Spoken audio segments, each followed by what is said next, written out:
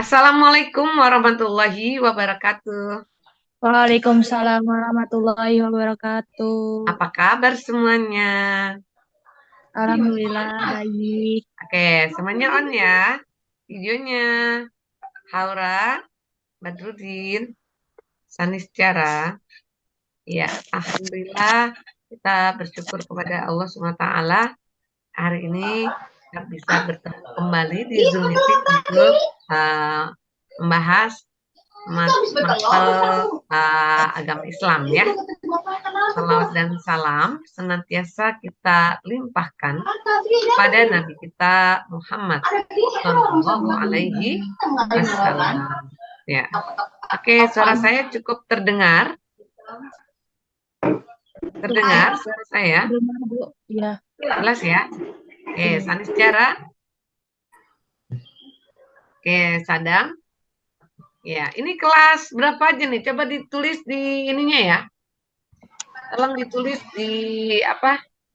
Di rename-nya untuk kelasnya. Jadi biar saya tahu apa nih kelas 12 semua ataukah ada kelas lain.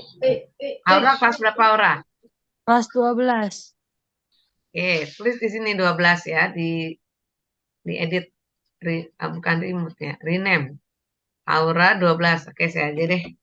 Nah, ini kelas 12. Badrudin, Badrudin kelas berapa Badrudin? Kelas 12. Oke. Ini mau ujian ya besok ya. Iya. Oke. Adam, Adam, Adam kelas berapa?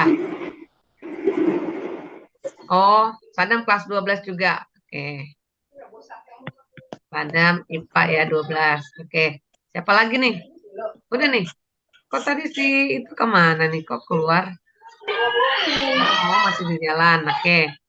Miss Nan nih, Pak Miss Nan masih muter-muter baik nih. Ya, oke. Salah pencet. Ya, baik ya.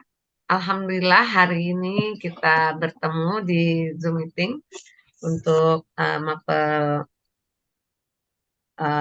PAI, Pendidikan Agama Islam, dan agama ini juga merupakan pelajaran penting ya untuk menentukan kelulusan kalian di semester ini. Maka saya berharap semuanya bisa mengikuti ya kegiatan Zoom meeting untuk mapel PAI karena merupakan poin kehadiran juga ya, dicatat untuk poin kehadirannya. Terus setiap tugas-tugas yang diberikan pun kalian harus kerjakan dan dikirim ke Google Classroom sebagai bukti bahwa kalian telah mengerjakan tugas ini dengan sebaik-baiknya. Oke. Nah, di kelas 12 ya, kelas 12 semuanya ya. Kalau mengacu dari soal-soal yang sebelumnya, itu soalnya tuh random ya. Ada yang dibahas dari kelas 10, ada yang dibahas dari kelas 11 gitu. Jadi nanti kalian coba untuk latihan ya, latihan soal-soal untuk paket C. Nah, ini saya liatin dulu ya kalian. Gimana soal untuk yang tahun sebelumnya seperti ini. Tentunya harus banyak belajar ya, banyak baca, banyak cari tahu gitu. Sebentar, saya bukakan dulu. Oh, ini Sugiana. Oke, ini saya metal. Ya, udah tinggal join aja kok. Oke. Assalamualaikum. Ya, waalaikumsalam warahmatullahi wabarakatuh. Nah, ini bentar nih. Oke, OPK. Oke, ini yang ini ya. Nah, nanti misalnya ya, kita ada soalnya seperti ini. Nah, pakai GC. Nanti ditulis nomor pesertanya, namanya apa, nomor pesertanya apa, misalnya saya kodekan begini. Nah, kita lihat ya. Kelihatan nggak tulisannya? Kelihatan, Bu. Kelihatan ya? Oke. Nah, ini misalnya ya. Tolong dicatat ya. nanti yang untuk di pembelajarannya biar kalian bisa cari tahu. Nah, ini ada di surat Al-Hujurat ya. Tolong dicatat, surat Al-Hujurat itu adalah surat yang ke-49. Dah, di bawah ya catatannya ya. Nah, itu surat ke-49 nih, ayat 12. Di sini bagaimana Allah mengatur ya manusia untuk jangan berprasangka ya. Nah, ayatnya nanti dicari tahu nih. Surat Al-Hujurat ayat 12. Nanti kaitan lagi ke ayat 13. Gitu ya. Nanti di ayat itu apa sih? Oh, ternyata ini loh. Kita disuruh menjadi prasangka. Ya, sungguh prasangka itu adalah dosa dan mencari kesalahan. Nah, pada hadis ini memiliki arti memakan bangkai saudaranya. Nah, ungkapan tersebut memiliki makna apa nih? Nah, nanti cari tahu. Ya, oke. Ini misalnya untuk soal pertama. Kita lihat yang soal berikutnya, soal kedua. Nah, di pelajaran Bu, maaf, taskin, ini ya, tampilannya masih yang kitab sama Nabi. kenapa? Tampilannya masih yang kitab sama Nabi. Kitab. Oh, sebentar.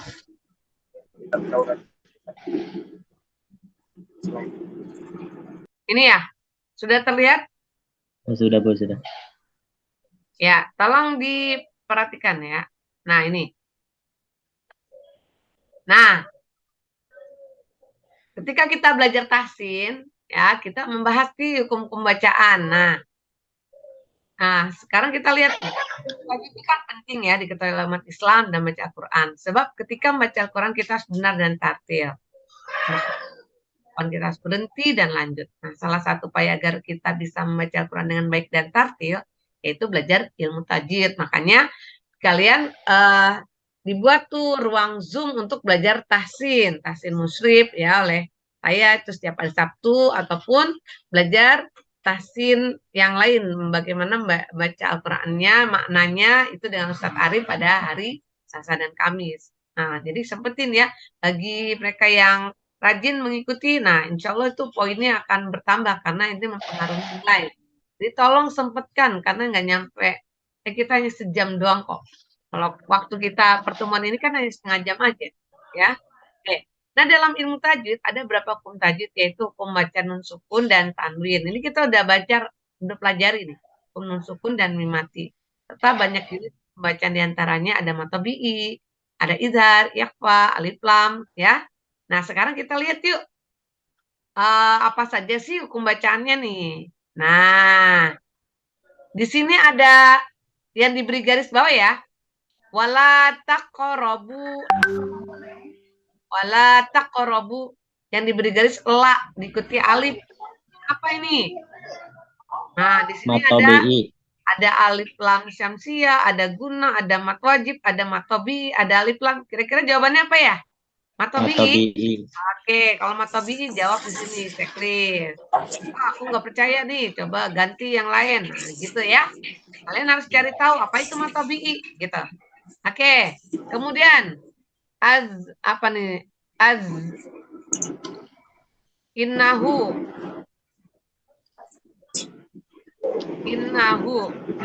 rizfi annahu. Nah, di sini ada namanya. Oh ya, nun yang bertasdid.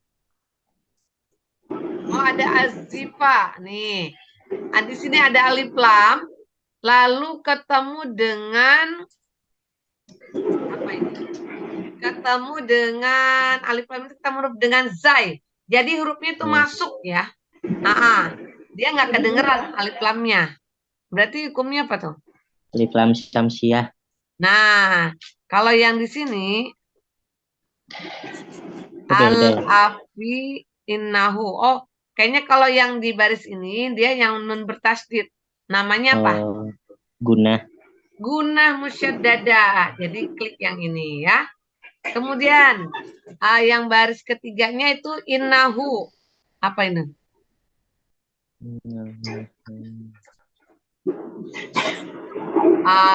Sebentar. Salah yang ini. Ini ya. Ini alif lam ketemu alif. Alif lam apa? Komariah atau syamsiah? Komariah. Kalau yang komariah diikuti oleh tanda sukun ya. Kalau syamsiah diikuti tanda tasdid, dia hurufnya enggak masuk. Kemudian ini innahu, nun bertasdid, berarti masuknya ke guna ya, guna musyad dada. Oke, baik. Yang berikutnya nih.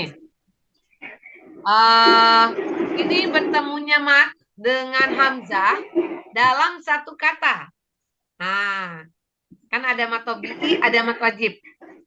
Ini termasuknya yang mana ya?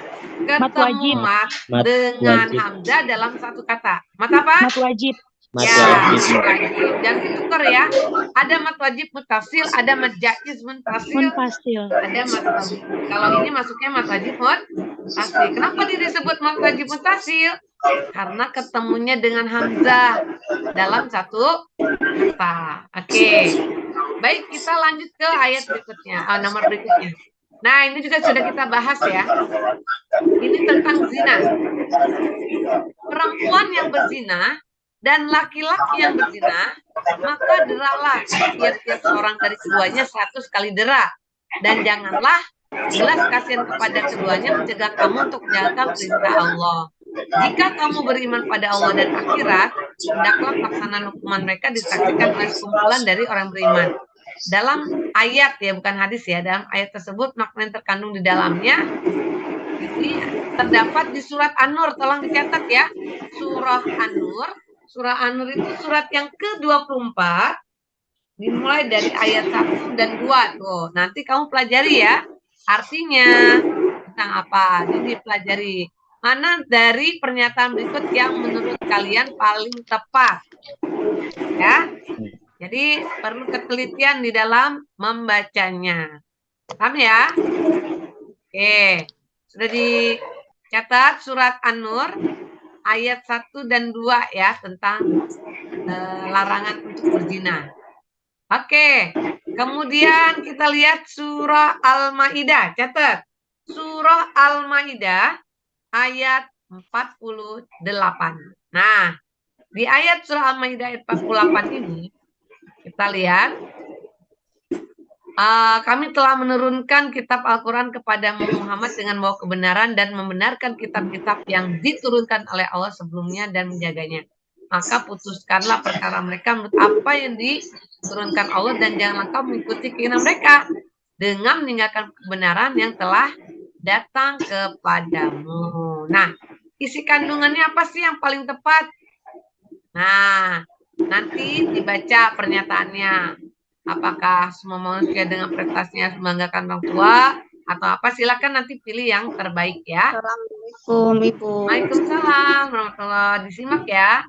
Nah, kita lanjut ke soal kelima. Nah, berlomba-lomba dalam kebaikan ini ada di surah apa nih? Fastabiqul khairat Al-Baqarah ya. Berlomba, berkompetisi dalam kebaikan berarti berlomba untuk mentaati segala bentuk perintah Allah dan menjauhi segala larangannya. Yang termasuk dalam kompetisi dalam kebaikan adalah mana yang menurut kamu paling benar nih? Apakah menyantuni anak yatim dalam bentuk kegiatan sosial? Bisa jadi menghormati hak manusia yang baik agamanya maupun yang tidak. Nah, memberikan tanggapan bisa jadi mengikuti lomba kecantikan Miss World, bersaing dengan sehat dalam hal yang sifatnya baik atau positif. Nah, pilih yang paling tepat jawabannya ya. Lanjut yang nomor 6. Nah, bermusyawarah dengan baik dan benar merupakan modal dasar dalam memelihara dan mengembangkan ajaran Islam. Karena Islam melarang manusia dengan kekerasan. Karena itu, prinsip musyawarah dalam Islam sangat penting untuk diaplikasikan dalam kehidupan sehari-hari. Berikutnya contoh perilaku mengutamakan musyawarah. Nah, musyawarah nih. Ini A ya maksudnya nih, bukan H. Terbalik sih. Hanya mau mendengarkan pendapat orang yang dekat. Kira-kira itu benar nggak musyawarah? Cuma dengerin orang dekat. Nah, salah. Suka menghargai pendapat dan orang. pendapat orang dan Iya. musyawarah, bisa jadi. Iya, bisa. Mengabaikan argumentasi, wah, apalagi nih, jangan ya. Bersikuku dengan pendapat sendiri sekalipun tidak benar, apalagi.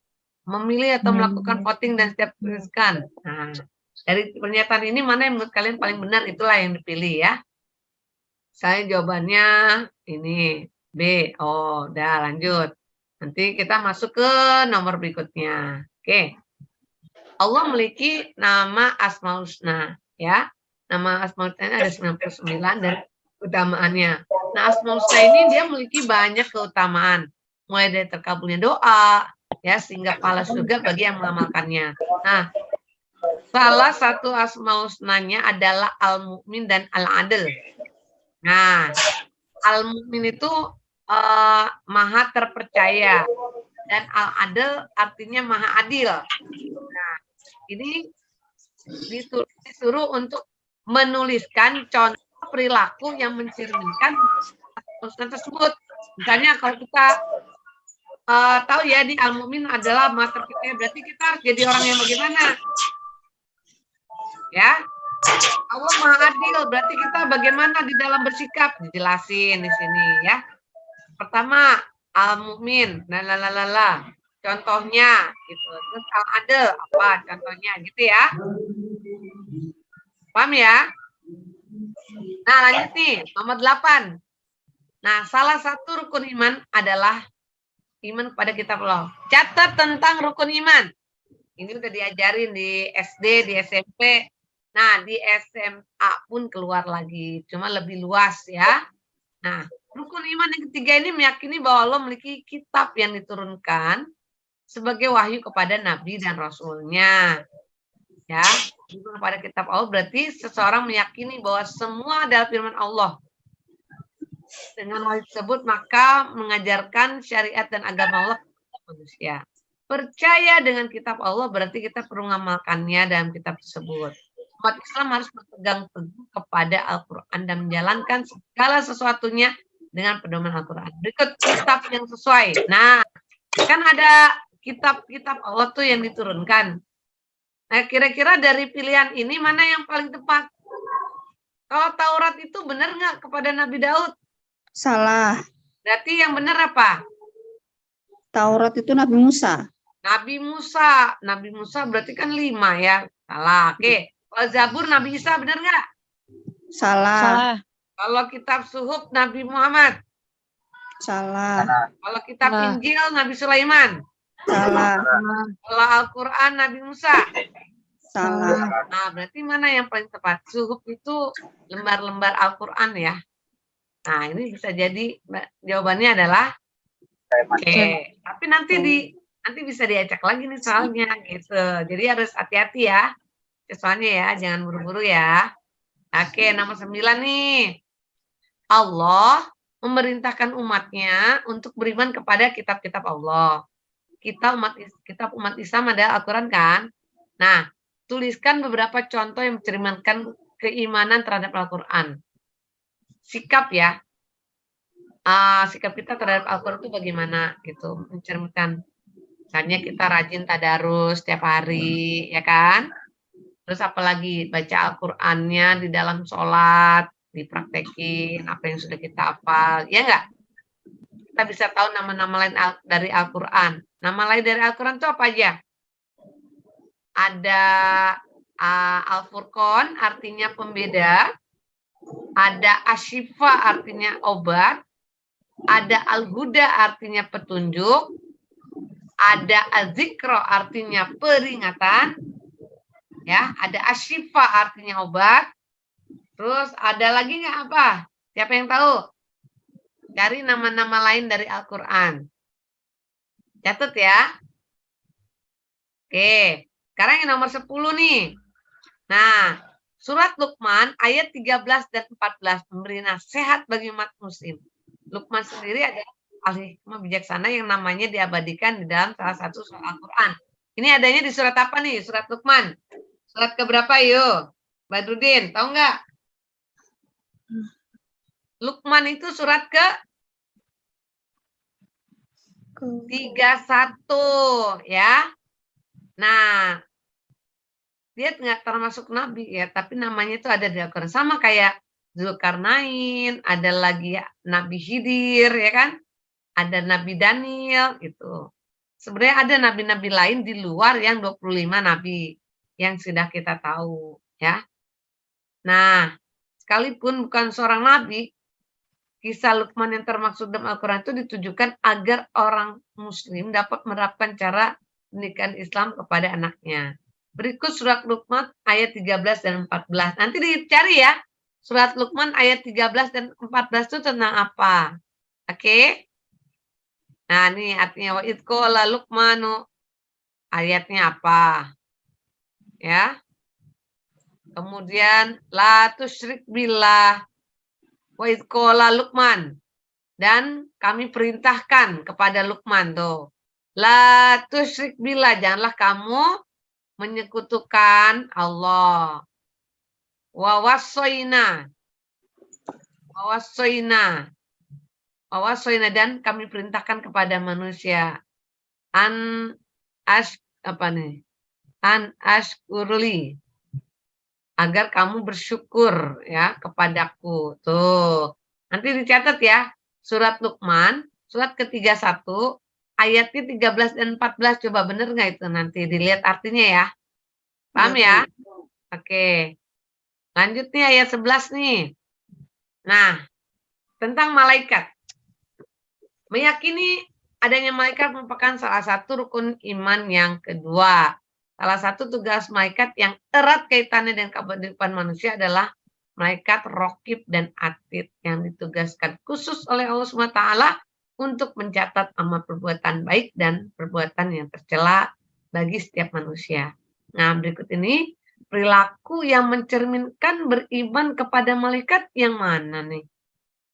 Kata dan berbuat jujur, mengingat akan adanya balasan Allah, menambah keyakinan akan kebahagiaan akhirat, menghindari keinginan untuk berbuat dosa, atau berusaha sekuat tenaga untuk menghindari perbuatan buruk. Nah, kira-kira mencerminkan beriman ya kepada malaikat. Nah, itu pilih yang paling tepat jawabannya. Kita lanjut nomor 12. Ya, Rasul sebagai utusan Allah memiliki sifat-sifat yang melekat pada dirinya. Nah, sifat-sifat ini sebagai bentuk kebenaran seorang Rasul. Sifat wajib, ya, sifat wajib Rasul ini ada berapa nih? Ada 4 ya. Nah, tidak bisa disebut seorang Rasul jika tidak memiliki sifat ini. Sedangkan sifat mustahil adalah sifat yang tidak mungkin ada pada Rasul. Nah, sifat mustahil ini lawan dari sifat wajib. Berikut lawan dari sifat Rasul yang benar. Sidik, kan sidik artinya jujur. Ya kan? Sidik artinya jujur. Lawannya jujur apa? Bohong. Kizib. Bohong itu kizib. Nah, ini pasangannya nih. Amanah dapat dipercaya, ya kan? Lawannya apa? Khianat. Khianat. Khianat ya, berbelok. Al-mu'min. Al-mu'min terpercaya. Apa nih lawannya? Kita lewat dulu. Tablik. Tablik kan artinya menyampaikan. Lawannya menyembunyikan. Menyembunyikan itu ini. Kitman. Fatona itu cerdas. Cerdas. Ya. Balada. Lawannya artinya Balada. bodoh. Balada. Nah, berarti yang mukmin berarti al-mukit ya. Nah, ini. Nah, ini harus tahu nih nama-nama. Nanti cari ya. Tolong ditulis ya. Sifat wajib Rasul dan sifat mustahil yang tidak mungkin. Gitu. Paham ya? Oke. Kita lanjut nih. Ya, ini dikelirin dulu. Oke. Sebentar Bu, sifat wajib Rasul sama sifat apa tadi? Mustahil. Mustahil. Ya, mustahil deh ya. Oke, kita lanjut ke nomor 15. Nah, ini iman kepada hari akhir. Hari akhir adalah hari hancurnya segala kehidupan alam semesta, sekaligus menjadi awal kehidupan akhirat. Semua yang bernyawa akan mati.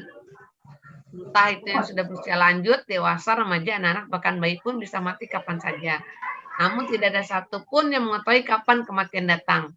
Nah, pada akhirnya, semua orang di seluruh dunia akan mengalami kematian. Tak seorang pun akan hidup kekal abadi. Peristiwa tersebut dinamakan sebagai kiamat. Tidak ada yang tahu kapan kematian akan datang. Kiamat juga tidak ada yang bisa menebak atau memprediksi. Biar orang itu memiliki kecerdasan luar biasa, peristiwa terjadi hari kiamat tidak akan pernah bisa diketahui kapan waktunya akan tiba. Dunia ini adalah fase pertama dari kehidupan manusia seluruhnya. Akhirat merupakan fase kedua dari kehidupan manusia. Di sana manusia akan menikmati hidup sesuai dengan amalnya. Ketika di dunia, kehidupan di dunia yang fana ini tidak ada artinya dibandingkan dengan kehidupan akhirat yang kekal. Kehidupan dunia akan diakhiri dengan kiamat. Berakhirnya segala kenikmatan dan kepahitan duniawi. Manusia akan hidup kembali di akhirat dan akan mempertanggungjawabkan perbuatan manusia selama di dunia. Nah, sebutkan nih macam-macam kiamat. Ada kiamat sugro. Ada kiamat sugro, ada kiamat kubro. Ya. Nanti kiamat sugro itu apa aja sih contohnya? Nah, nanti dijelasin ya. Kiamat sugro dan kiamat kubro. Catat. Cari tahu tentang kiamat sugro dan kiamat kubro. Oke. Nah, nomor 14. Pernyataan di bawah ini yang tidak termasuk perilaku yang mencerminkan iman kepada hari akhir. Tidak termasuk berarti bukan ya, berarti jawabannya salah. Nanti dilihat lagi. Nah, satu lagi nih, nomor 15. Islam tidak menentukan model pakaian tertentu bagi umatnya. Agama menyerahkan sepenuhnya pada manusia untuk berkreasi dalam berpakaian, asalkan mengikuti aturan Islam. Artinya, meskipun Islam tidak menjelaskan secara detail model pakaian Islami, tetapi Islam menjelaskan aturan umum dan etika berpakaian yang mesti dipahami dan diamalkan. Dalam Islam, fungsi utama pakaian adalah menutup aurat, sebagaimana tercantum di dalam surat Al-A'raf. Coba dicatat nih. Surah Al-A'raf, surah ke-7, ayatnya 26. Sudah? Ya. Hai anak Adam, sungguhnya kami telah menurunkan kepadamu pakaian untuk menutupi auratmu dan pakaian indah untuk perhiasan. Berjalanlah waktu, makna hijab bergeser secara terminologi menjadi sebuah pakaian yang digunakan muslimah. Di era sekarang ini, pakaian muslimah sangat modis dan beraneka macam dan masih saja memamerkan bagian-bagian tertentu yang mengundang syahwat. Menurut pendapatmu, perlakuan seperti apa yang harus dilakukan pada wanita seperti artikel tersebut? Seperti apa pakaian yang harus digunakan oleh wanita dalam pandangan Islam? Nanti diberikan pendapatnya ya. Misalnya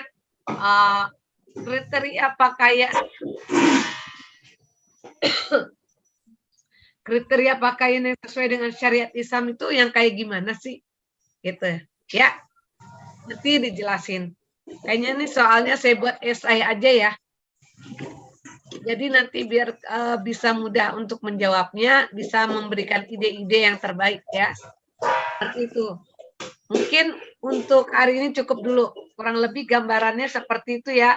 Soal-soalnya nanti akan dihadapi, yang akan ditemukan ketika nanti ujian. Hari Selasa ya jadwalnya ya. Oke, semoga nanti dimudahkan. Tolong jangan sampai nggak diisi. Pokoknya Ibu jawab sebisanya, jangan sampai kosong. Karena kalau kosong nilainya 0. Tapi Ibu walaupun jawabnya salah, tetap dapat poin. Ada nilai ya Bu ya? Walaupun salah ada nilai ya? Berarti diisi aja ya? Siap Bu. Kalau ada tugas-tugas, mohon agar dikerjakan. Tugas-tugas yang masih tertunda, mohon dikerjakan. Ya. Baik, semoga nanti ujiannya dilancarkan. Amin. Pada sehat, ya. Amin. Tolong kalau misalnya ada kegiatan-kegiatan lain di cancel dulu. Jangan sampai Amin. tidak ikut. Jaga kesehatannya dan Amin. baca tadi yang sudah saya sampaikan. Mudah-mudahan semuanya bisa dapat nilai yang terbaik ya. Amin. Amin. Oke, itu saja. Sebelum saya tutup, ada yang mau ditanyakan? Bu, saya kan tadi terlambat. Ya. Boleh di-share di grup ya, biar untuk saya pahami dan pelajari. Yang Ya. tadi, ya. Oke, nanti. Terima kasih, Tapi nanti ya. kurang lebihnya soalnya sih nggak kayak gitu ya. Saya Iya, untuk paling, ini aja, SI. pandangan ya. Soalnya Iya, tidak untuk Ya. pandangan aja gitu. Ya, nggak apa-apa. Nanti saya kasih tahu ya. Iya. Oke. Iya, terima Ada kasih, lagi? Bu. Sama-sama. Ibu mau tanya Ya, berapa soal? untuk 40. soalnya 40. kisaran 15 sampai 20 ya. Iya. Bu, Kayaknya sih itu esai semua sih saya. ngerjainnya di HP ya nanti. Kerjanya ya bisa di HP. Ada lagi? Ada lagi? Yang mau bertanya? Udah cukup jelas? Oke, jelas ya? Baik, itu saja. Mudah-mudahan semuanya bisa menjawab dengan baik dan benar. Sebisanya aja ya. Bismillah. Pokoknya untuk PAI jangan sampai nilai jelek Ibu, bisa nggak lulus.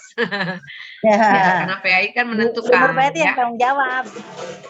lulus Oh, saya kan sudah berusaha untuk mengajarkan. Tinggal ibunya gimana belajarnya. Iya, Ibu. Ya kan? Bismillah ya, Bu. Iya, pasti bisa ya, insya Allah. Nggak susah kok. Yang penting mau baca aja. Baik, itu aja untuk hari ini. Sekali lagi terima kasih banyak. Mari kita sempurnakan dengan baca hamdalah bersama. Alhamdulillah. Kita tutup dengan doa kafaratul majelis. Subhanakallahumma wa bihamdika asyhadu an la ilaha illa anta astaghfiruka wa atubu ilaik. Baik, terima kasih. Sehat selalu ya. Sukses. Sama-sama, Ibu. Terima kasih. Oke. Kasih Bu Listio, Bu Sugiana, Bu Sutira, Badrudin, Salwa, Fatima, Sadam, semuanya ya. Oke, izin ya, saya stop.